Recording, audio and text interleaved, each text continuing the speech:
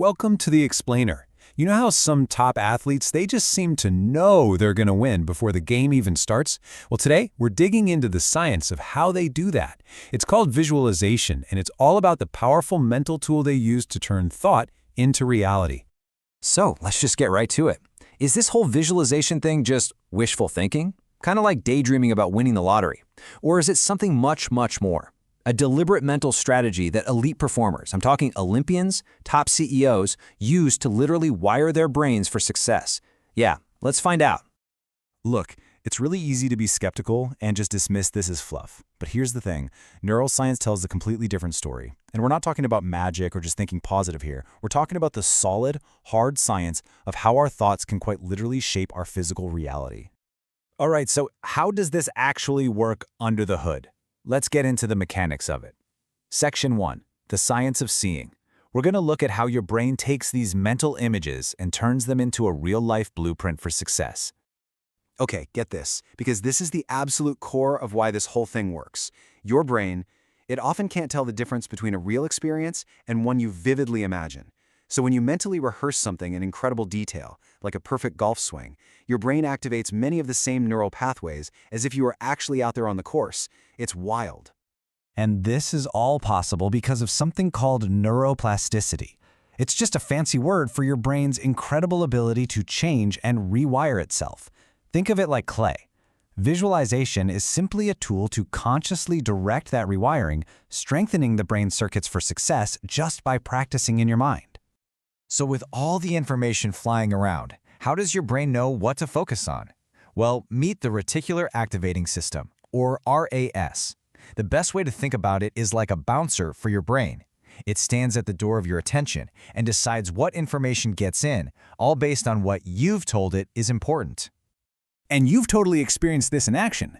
Ever decide you want a specific car, and then suddenly you see that exact model everywhere you look? The cars were always there, of course, but you programmed your RAS to notice them. Visualization does the exact same thing for your goals. You're basically telling your brain's filter, hey, pay attention to anything that looks like an opportunity to achieve this. So now that we've got the science down, let's talk about the payoff. How does this actually help you?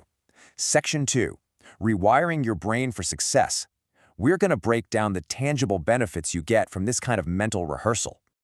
The crucial point here is that we're not talking about just one little perk. It's like a whole suite of upgrades for your mindset and performance. Sure, you'll improve your skills, but you're also building unshakable confidence, sharpening your focus, and, get this, you're even mentally practicing how to overcome obstacles before they ever happen. Think about this for a second. Your brain can't tell the difference between a real memory and a vividly imagined one. So when you visualize yourself succeeding, your brain actually logs it as a real experience. Each time you do it, you're building a library of success in your mind, which makes you believe deep down that you can and will succeed. Okay, we've covered the why and the what.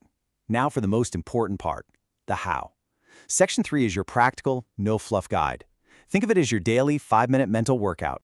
Here's a really simple, effective routine. First, just find some quiet time. Then, get super specific. Use all your senses. But the two most crucial parts are these. You have to feel the emotions of success. That's what makes it real for your brain. And you have to visualize the hard work, not just the win.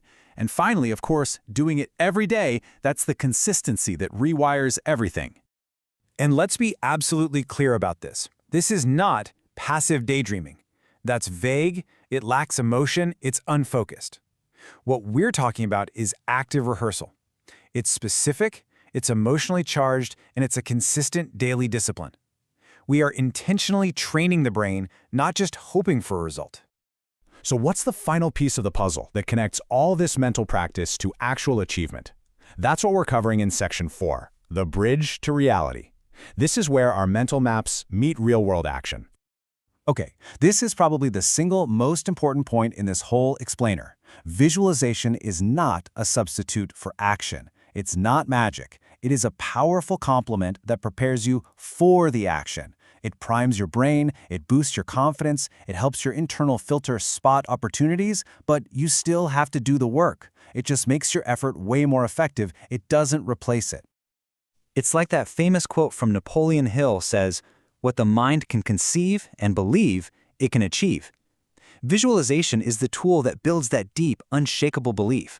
It's the bridge that takes you from just conceiving a goal to truly believing you can make it happen. So we'll end on this thought. The mental rehearsal is over. You've created the blueprint. Your mind is primed. It's ready for performance. The only question left is the one right there on your screen. You've got the blueprint. What's the first action you're going to take to start building?